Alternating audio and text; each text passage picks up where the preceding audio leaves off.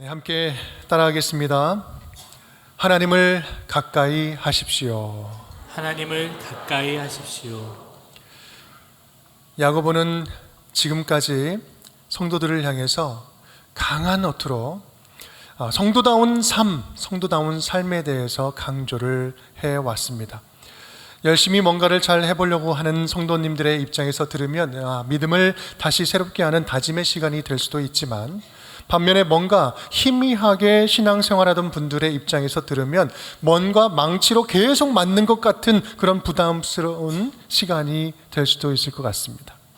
하지만 여러분, 어떤 상황에 계시든지 하나님이 저와 여러분을 사랑하셔서 지금 이때에 꼭 들려주시고자 하는 말씀을 들려주신다라는 그런 믿음을 가지고 우리 야고보서 말씀을 함께 나누었으면 좋겠습니다.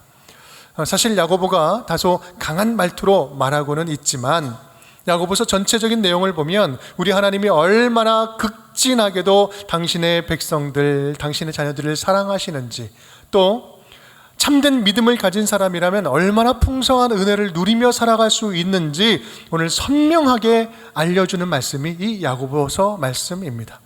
그 말씀 속으로 오늘도 마음을 굳게 다짐하면서 함께 들어가면 좋겠습니다.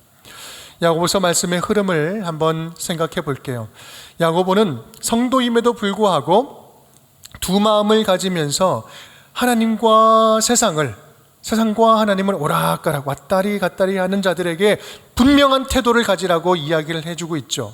특히 지난주 말씀은요, 하나님은 우리를 끔찍하게도 사랑하셔서 우리를 바라보고 계시는데 우리는 하나님을 외면하고 세상을 끔찍하게도 사랑하면서 살아가는 모습을 고발했습니다.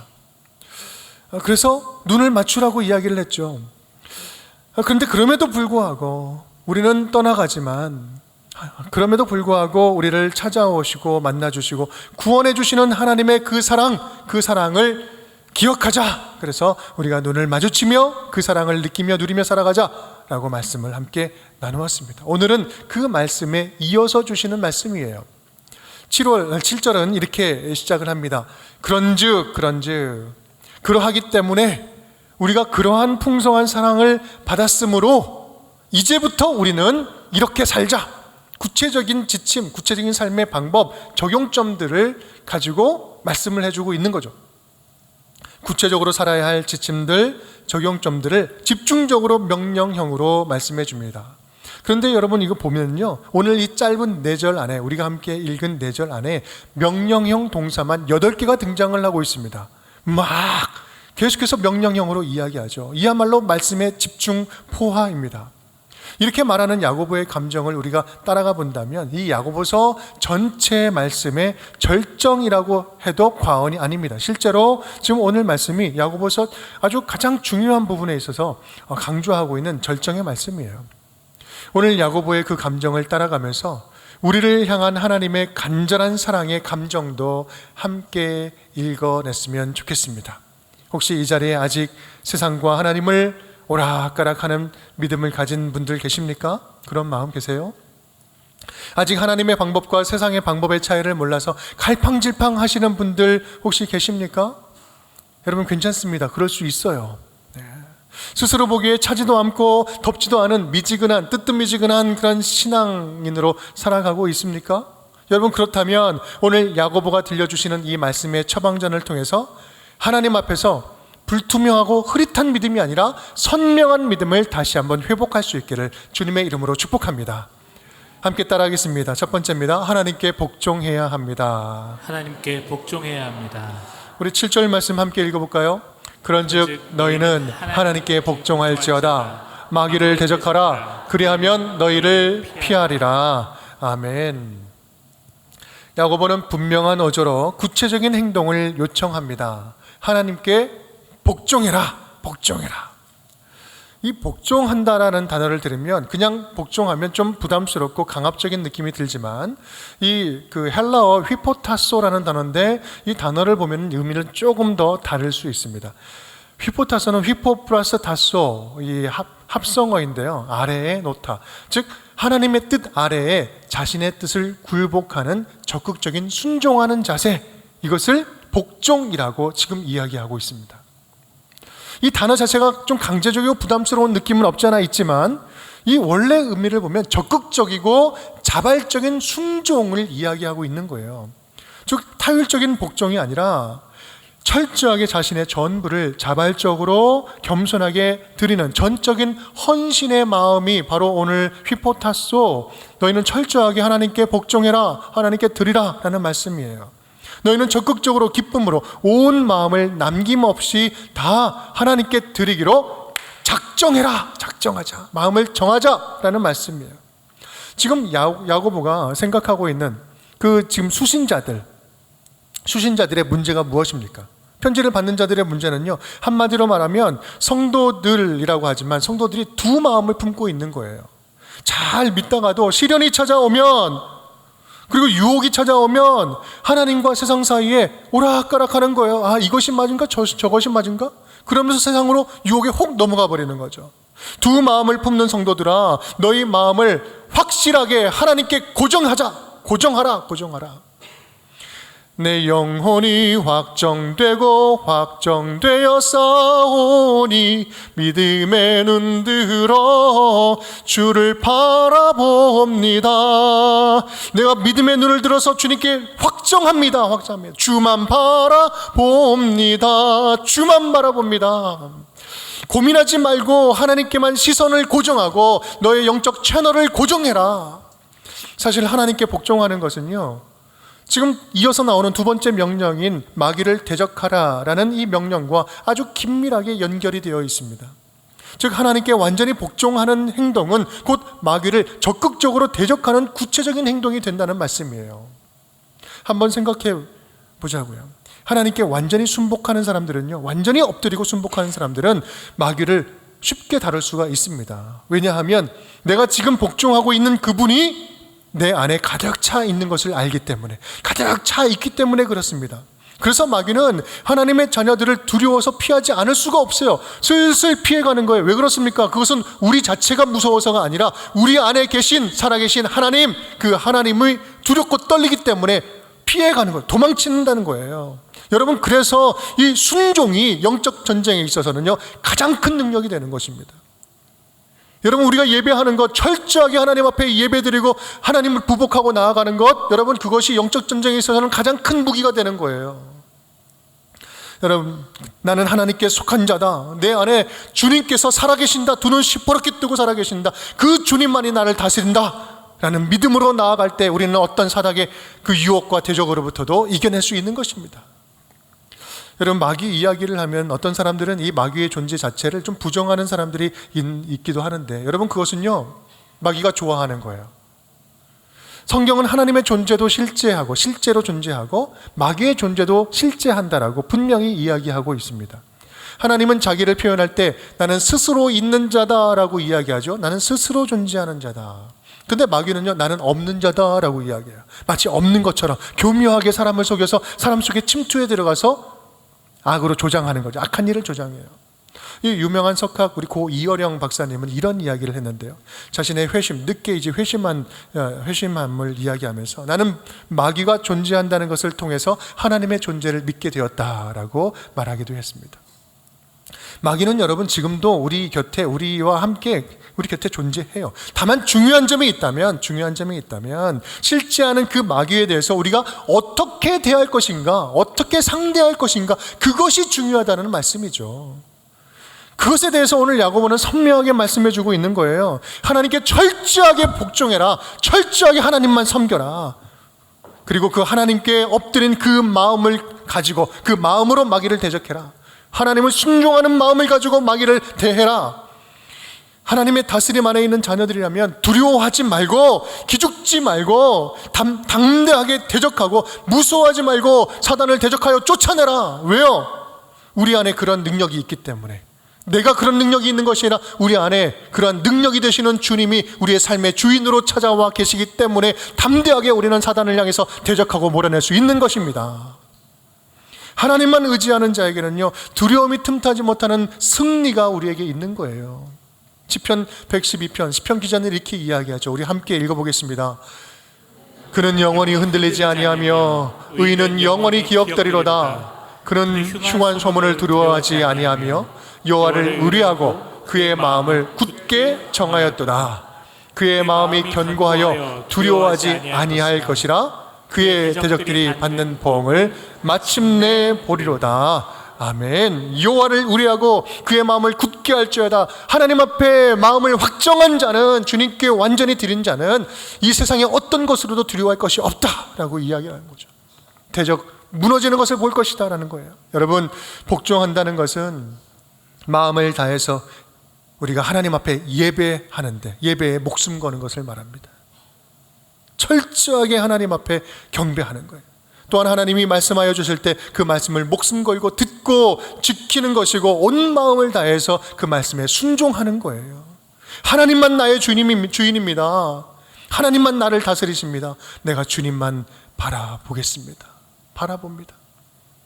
여러분, 그렇게 우리 모두가 주님 앞에 바짝 엎드려서 온 마음을 주님께 다 드려서 온전히 하나님께 순복할 줄 아는, 예배할 줄 아는 우리 운정의 모든 가족 식구들이 될 수 있기를 주님의 이름으로 축복합니다. 두 번째입니다. 우리 함께 따라하겠습니다. 하나님을 가까이 해야 합니다. 하나님을 가까이 해야 합니다. 8절 말씀 다 함께. 하나님을 가까이 하라. 그리하면 너희를 가까이 하시리라. 죄인들아, 손을 깨끗이 하라. 두 마음을 품은 자들아, 마음을 성결하게 하라. 아멘. 하나님께 복종하고 순복하는 것은요, 한 번 하고 끝날 일이 아니다라는 말씀이에요. 오늘 예배 한 번 드렸으니까 한 달은 살 수 있겠다. 그냥 그렇게 한 번 예배 드리고 마는 것이 아니라는 말씀이에요. 하나님과의 관계는 필요할 때만 붙이는 일회용 반창고가 아니다라는 말씀입니다. 하나님께 나아간다는 것은 지속적으로 하나님을 향해서 계속해서 나아가는 것을 의미합니다. 멈추지 않고 더 주님 가까운 자리로 한 걸음 한 걸음 계속해서 나아가는 것을 말해요. 하나님이 우리를 위해서 예비하신 은혜는요, 하나님께 가까우면 가까울수록, 가까이 가면 갈수록 더욱더 깊어지고 온전해지고 풍성해진다라는 말씀이에요. 그래서 시편 기자는 이렇게 고백을 하죠. 73편입니다. 우리 함께 읽겠습니다. 하나님께 가까이 함이 내게 복이라. 내가 주 여호와를 나의 피난처로 삼아 주의 모든 행적을 전파하리로다. 아멘. 다른 어떤 것이 복이 아니다. 내가 하나님께 가까이 나아갈 수 있는 이 자체가 나한테는 가장 큰 복입니다. 물질을 많이 모으는 것도 복이 아니요, 더 큰 권력을 갖는 것도 복이 아니요, 사람들이 막 몰려오고 인기가 많은 것도 복이 아니요, 내가 하나님을 가까이 할 수 있는 것, 가까이 나아가는 것, 이것이 가장 큰 복입니다 라고 고백을 하고 있어요. 더욱이 우리가 하나님께 가까이 하면 지금 어떻게 한다고 말씀하세요? 그리하면 너희를 가까이 하시리라. 하나님이 더욱 우리에게 가까이 다가오신다고 말씀하십니다. 어쩌면 이 표현은요, 우리가 하나님께 가까이 나아오기를 오늘도 하나님께서는 간절하게 갈망하면서 우리를 바라보시는 그 하나님의 사랑의 마음의 표현이 아니겠습니까? 좀 더 가까이 와봐. 괜찮아. 지금 있는 그 자리에서 한 발자국만 나에게 좀 더 가까워 보지 않을래? 그렇게 우리 하나님은요, 우리와 깊은 관계와 교제를 맺기를 갈망하고 계신다라는 말씀입니다. 그런데 우리가 여기서 또 하나 기억해야 할 사실이 있어요. 그것은 뭐냐면 하나님과의 이 친밀함은 한순간에 완성되지 않는다는 말씀이에요. 한순간에 완성되지 않는다. 모든 관계는 순식간에 깊어지지 않습니다. 여러분은 돌아보세요. 여러분은 예수 믿고 갑자기 인생이 확 변화됐습니까? 갑자기 하루아침에 자고 일어나니까 막 갑자기 확 변했어요? 물론 그런 분도 있을 수 있습니다. 그런데 하나님과의 관계는요, 그렇게 한순간에 확 친해지고 그렇게 깊어지지 않아요. 점점 계속해서 지속적으로 성숙해지고 자라고 그렇게 친밀해져 가는 거죠. 점진적으로 지속적인 숙성 시간이 필요합니다. 여러분, 부부는 닮는다고 이야기하죠. 여러분, 부부는 닮았습니까? 굉장히 기분 나빠하시는 분도 계시고 끄떡끄떡 하시는 분도 계시고. 여러분, 저희 부부도 그렇습니다. 우리 부부도 닮았다는 이야기를 참 많이 듣습니다. 믿거나 말거나. 생김새는 너무나 다르게 생겼는데 하여간 닮았대요. 여러분, 물론 처음부터 그런 거는 아니었습니다. 좋으나 싫으나 함께 지지고 볶고 하면서 둘과의 시간이 쌓이다 보니 성향도 비슷해지고 성격도 비슷해지고 생각도 이미지도 닮아가는 것이죠. 저도 이렇게 보면 부부인가 아닌지를 딱 벌써 알 수 있어요. 닮으신 분들이 많이 계시거든요. 여러분, 하나님과의 관계도 마찬가지입니다. 우리는 하나님과 속상이는 그런 사랑의 교제가 쌓이고 쌓여서 하나님의 형상을 점점 닮아가게 되는 거죠. 그래서 우리는 하나님께 꾸준히 나아가야 되는 것이고 계속해서 가야 되는 것이고 가깝게 나아가야 하는 것입니다. 또한 우리는 그렇게 주님 앞에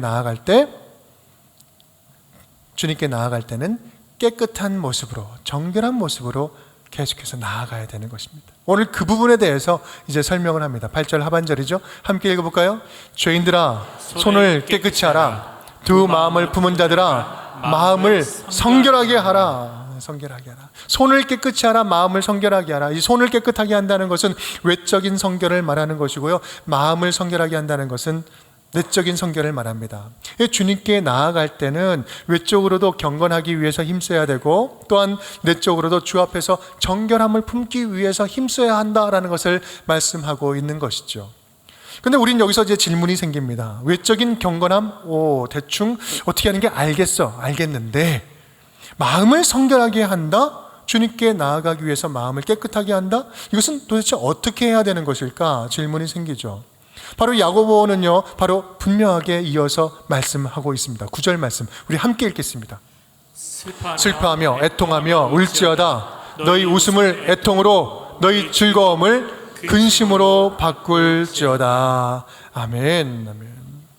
슬퍼하며 애통하며 울지어다. 울라고 이야기하고 있어요. 여러분, 이 말씀을 받는 우리는 다소 당황스럽습니다. 하나님 안에 있는 복음은 어떤 복음이에요? 기쁨의 복음이잖아요. 평화와 환희의 복음인데 왜 슬퍼하라고 하는 걸까? 왜 슬퍼하고 애통하면서 울라고 이야기하는 걸까? 지금 하루하루 행복해도 모자랄 판에 왜 즐거움을 근심으로 바꾸라라고 이야기하는 걸까? 여러분, 이 말은요, 우리 안에 있는 새 속에 물들어 있던 우리들의 옛 감정들과 옛 마음들을 다시 거룩한 눈물로 씻어내라 라는 말씀입니다. 다시 한번 말씀드릴까요? 우리 안에 있는 새 속에 물들어 있던 우리들의 옛 감정과 옛 마음들을 거룩한 눈물로 다시 씻어내라 라는 말씀이에요. 우리가 전적으로 하나님께 마음을 확정하지 않고 두 마음을 품었을 때를 돌아보면 마땅히 울어야 할 때 울지 않고 기뻐해야 될 때 기뻐하지 않았던 모습을 우리가 발견할 수 있습니다. 주님은 너무나 슬퍼하고 계시는데, 너무나 아파하고 계시는데 우리는 눈치 없이 그 옆에서 희희낙낙거릴 때가 너무나 많이 있었어요. 또한 반대로 주님께서는 너무나 기뻐하시는데, 너무나 행복해 하시는데 우리는 그 똑같은 문제를 두고 너무나 근심에 빠져 있을 때도 너무 많이 있었다는 거죠. 우리의 마음의 감정들이 하나님의 마음하고는 너무나 정반대에 있었다라는 말씀이에요. 그러한 우리들을 향해서 다시 주시는 말씀입니다. 두 마음을 품었던 자들아, 마음을 성결하게 하고 나에게 가까이 나아와라. 마음을 성결하게 한다는 것은 다른 것이 아니다. 경박했던 너의 세속적인 즐거움들을 다 버려버리고 이제부터는 내 안에서 거룩한 근심을 나와 함께 품어내자. 세상 속에서 경박하게 즐거워했던 그 마음의 감정들을 다 씻어내버리고 마땅히 품어야 할 나와 함께 이 거룩한 마음을 함께 품어내자. 나와 함께 거룩한 마음을 품고 함께 울면서 함께 웃으면서 나의 나라를 함께 이 땅에서 세워나가보자. 사랑하는 자녀들아, 여러분, 그렇습니다. 우리는 하나님께 가깝게 나아가면 나아갈수록 오히려 그리스도인으로서 하나님의 마음을 가슴에 품고 아파할 일들이 참 많이 있다는 거, 오히려 아파할 일이 너무 많이 있는 거예요. 왜 그렇습니까? 지금 우리가 살아가고 있는 이 세상은 이 공중권세 잡은 사단이 주관하고 있기에 우리를 순간순간 하나님과 멀리 떨어뜨리고 고통스럽게 빠지게 하기 때문에 그렇습니다. 그렇기 때문에 우리는 믿는 자로서 애통할 일이 많이 있는 거예요. 여러분, 우리는 참된 성도로 살아간다면 우리가 살아가는 이 사회의 빈곤과 부조리와 타락과 불평들과 또 여러 사람들의 그 억울한 소리들을 들으면서 우리는 불쌍히 여기면서 탄식하고 통곡할 수밖에 없습니다. 왜요? 이 땅을 바라보시는 하나님의 마음이 바로 그렇기 때문에 그렇습니다. 우리가 살아가는 이 사회 얼마나 아픔과 고통의 소식들이 얼마나 많이 있습니까? 여러분은 사회 문제를 보면서 얼마나 애통해하면서 그 문제를 끌어와서 주님 앞에 기도를 드리고 있습니까? 우리가 뉴스를 펴는 순간, 그리고 인터넷 보는 순간, 이 사회의 여러 가지 문제를 보는 순간 우리는 하나님과의 관계가 무너진 이 세상 속에서 얼마나 고통과 애통해하는 소식들이 가득한지 몰라요. 믿는 자들은 그 하나님의 마음을 품고 애통할 수 있어야 된다라는 거죠. 또한 점점 바른 영향력과 올바른 목소리를 내지 못하는 무기력한 한국 교회를 바라보면서 우리는 애통해하면서 그 한국 교회의 한 일원으로서 살아가면서 우리는 애통하면서 울어야 된다는 말씀이에요. 때로는 너무나 침묵하면서 비겁한 우리의 모습을 보면서 너무나 찬통에 자복해야 되는 것입니다. 바다에 오염수를 버젓이 버리는 이 작금의 상황 속에서 이것이 우리에게 얼마나 이로운지 해로운지 정치 논리로 갑론을박하기 이전에 하나님이 지으신 이 생태와 환경에 대해서 책임감이라고는 눈꼽만큼도 찾아볼 수 없는 이 시대 인간들의 가증하고도 오만함을 우리는 수치스러워하고 부끄러워해야 되는 것입니다. 통곡해야 하는 거예요. 여러분은 얼마나 이 세상을 향하여서 인간이 가지고 있는 이기적인 모습입니까? 얼마나 부끄러운 모습이에요. 역사를 상대로 우리 후손들에게 얼마나 부끄러운 모습입니까? 통곡해야 될 일이죠. 로마서에서는 그래서 이렇게 말씀합니다. 로마서 12장 15절 말씀 함께 읽겠습니다. 즐거워하는 자들과 함께 즐거워하고 우는 자들과 함께 울라. 아멘. 여러분, 이 말은요, 우리 하나님이 이런 모습으로 이런 모든 현장에, 우는 자들 그 현장에 함께 살아계시고 우는 자들의 현장에도 그곳에 함께 하신다는 말씀이에요. 무너지는 이 자연 생태계, 이 모든 피조물과도 주님께서는 함께 하시고 함께 살아계신다는 말씀이에요. 그 하나님의 마음, 감정과 결을 같이 해서 함께 울라. 함께 울라. 하나님이 아파하실 때 함께 아파하고, 하나님이 눈물을 흘리실 때 함께 눈물 흘리면서 하나님의 감정을 우리 마음에 담아낼 줄 아는 것, 이것이 바로 하나님께 성결한 마음으로 가까이 나아가는 일인 것입니다. 사랑하는 여러분, 우리는 혹시 하나님이 없는 이 천박한 즐거움에 매몰되어서 세속적인 가치관에 젖어 살지는 않았었는지요? 바라기는 하나님 안에 있는 거룩한 근심이 다시 우리 안에 회복될 수 있기를 간절히 바랍니다. 마태복음 5장 4절 말씀이에요. 애통하는 자는 복이 있나니 그들이 위로를 받을 것이며, 애통할 때 하나님의 위로가 임합니다. 어떤 방법, 어떤 길이 되었든지 하나님께 가까이 나아가는 일에 있어서 힘쓰는, 가깝게 가기 위해서 힘쓰는 우리 모든 가족 식구들이 되었으면 좋겠습니다. 기쁜 일이든 슬픈 일이든 그 일이 하나님의 감정이 머무는 곳이라면, 하나님의 감정이 있는 곳이라면 우리의 마음을 주님의 마음의 결에 맞추어서 하나님과 함께 울고 함께 웃는, 하나님과의 이 친밀한 관계가 온전히 다시 회복되는 우리 운정의 모든 가족 식구들이 될 수 있기를 주님의 이름으로 축복합니다. 세 번째입니다. 우리 함께 따라하겠습니다. 겸손하기를 힘써야 합니다. 겸손하기를 힘써야 합니다. 10절 말씀 우리 함께 읽겠습니다. 주 앞에서 낮추라. 그리하면 주께서 너희를 높이시리라. 아멘. 이 야고보의 말씀의 말씀 처방전은 겸손의 말씀으로 일단락이 됩니다. 주 앞에서 너희 자신을 낮추라.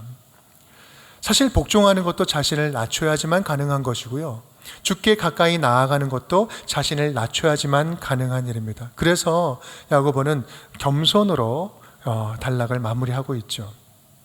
그런데 이 겸손을 강조한다는 것은 무엇을 반증하는 것일까요? 이 겸손의 반대말이 뭐예요? 교만함. 겸손의 반대인 이 성도들의 영적인 교만함에 대해서 강하게 경고하는 말씀은 아닐까요?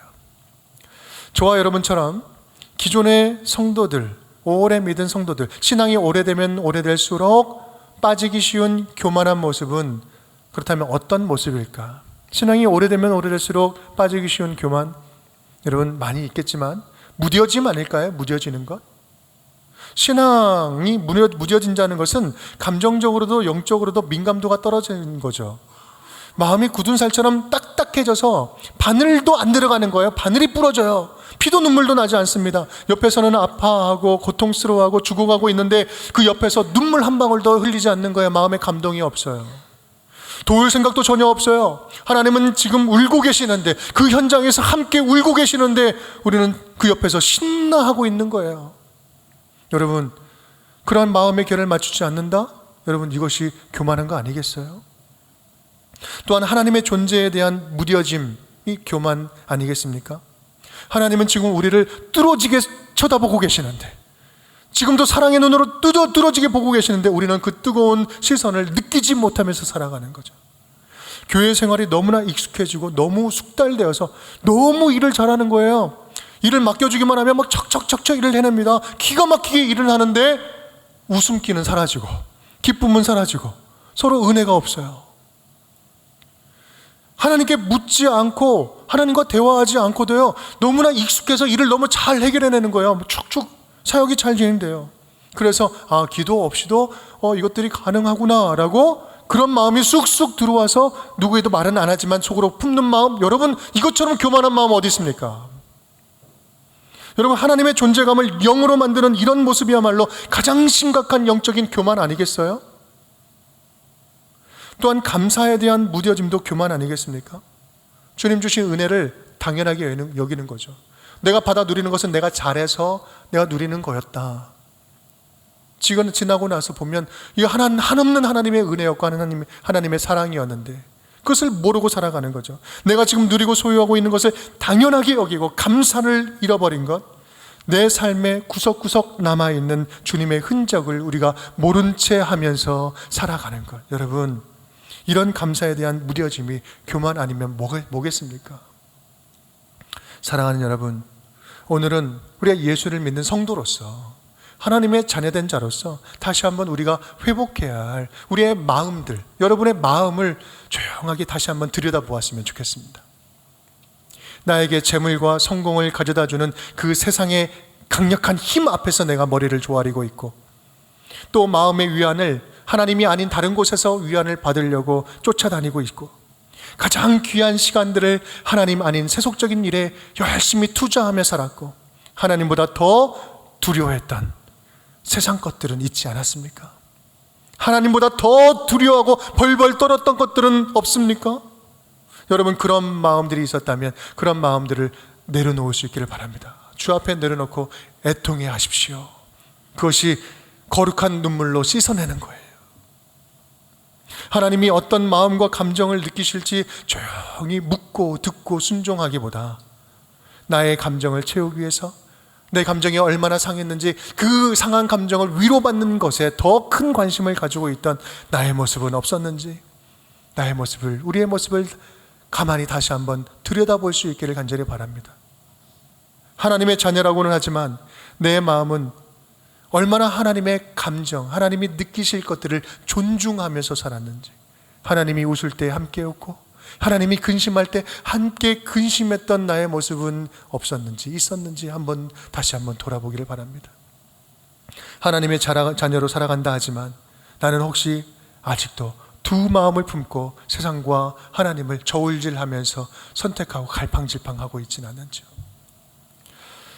여러분, 오늘 말씀의 결론을 꼭 기억할 수 있기를 바랍니다. 이러한 우리들의 마음들, 흔들리는 마음들, 우리 하나님께서는 분명하게 선명하게 말씀을 주시면서 끝내요. 우리 10절 말씀 우리 쭉 읽으시다가 뒤에 노란 글씨는 큰 소리로 함께 읽겠습니다. 함께 읽겠습니다. 주 앞에서 자기를 낮추는 자는 주께서 높이시리라. 아멘, 아멘. 주 앞에서 자기를 철저하게 낮추고 순복하고 복종하고 예배하는 자는요, 주님께서 높여주신대요. 내가 높이는 것이 아니라, 내가 무엇인가를 채우려고 하는 것이 아니라 하나님이 채워주신 것이 진짜 채워주는 거다. 진짜 축복이다. 이것이야말로 진짜 축복이다. 여러분, 겸손하게 자신을 낮춰 복종하고 온 마음을 다해서 자신을 드리는 자에게 주시는 하나님의 약속입니다. 낮추는 자에게 주시는 약속이에요. 주님께 가깝게 나아가는 자들에게 확실하게 주시는 하나님의 약속의 말씀이라는 말씀이에요. 세상은 무시해도 주님께서 직접 높여주시는 인생이 될 것이다. 너가 나한테 나올 때 하나님께 나올 때 내가 직접 너를 높여주겠다. 다른 사람들은 몰라줘도 주님께서 내가 너를 인정하노라, 내가 너를 사랑하노라, 내가 너를 끝까지 너를 내가 책임지겠다. 잘했다, 고생했지만 잘했다, 나에게 나온 것이 최선의 선택이다, 잘했다, 이제부터 잘해보자. 이제부터 주님께서 높여주시는 인생. 세상이 인정해주지 않아도 하나님께서 인정해주시면 그것은 게임이 끝나는 거예요. 세상에서는 당장 손해봐도 하나님이 끝까지 함께 하시면서 내가 저 너를 결코 끝까지 포기하지 않고 내가 다 갚아주겠다, 더 갚아주겠다. 여러분, 이 모습이 뭐예요? 하나님 품 안에 안긴 자녀에게 주시는 하나님의 축복이에요.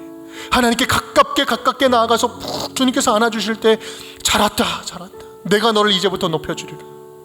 하나님, 우리 이것을 하나님이 주시는 이 놀라운 축복을 무엇이 대신할 수 있겠습니까? 하나님의 품 안에 있는 축복 말이에요. 마치 어린아이가 아빠가 퇴근하고 딱 들어오는데 문 앞에서 아빠 하면서 쭉 달려와 점프하면서 확 안기는 것처럼 전적으로 신뢰하면서 하나님 품에 확 안겨버리는 것. 아빠가 어떻게 합니까? 그 아이의 팔 겨드랑이에 손을 들고 쭉 뻗쳐들면서 너무나 행복해하는 모습 있잖아요. 주님께 그렇게 달려와서 안기는 주의 자녀들, 우리 하나님께서는 어떻게 하시겠습니까? 양팔을 들어서 우리를 뻗쳐 안으면서 잘했다, 잘 왔다, 행복하다, 기쁘다, 내가 너를 사랑한다, 축복한다, 내가 너의 모든 것이 되어줄게, 끝까지 내가 너를 책임져 줄게. 주님께서 높여주시는 인생, 주님 팔에 안겨서 높이 들리는 인생. 여러분, 그것이야말로 진짜 아름다운 모습 아닙니까? 간절히 바라기는 저와 여러분의 모습이, 저와 여러분의 지금의 모습이 그러한 아름다운 장면의 주인공이 될 수 있기를 간절히 바랍니다. 주님께서 안아주시고 끝까지 보듬어 주시고 책임져 주시고 인도해 주시는 인생, 주님께 가까이 하는 자에게 주시는 축복인 줄 믿습니다. 그렇게 주님께 한 걸음 더 가까이 나아가 주님 품 안에서 친밀함을 받고 누리는 우리 운정의 모든 가족 식구들이 될 수 있기를 주님의 이름으로 축원드립니다.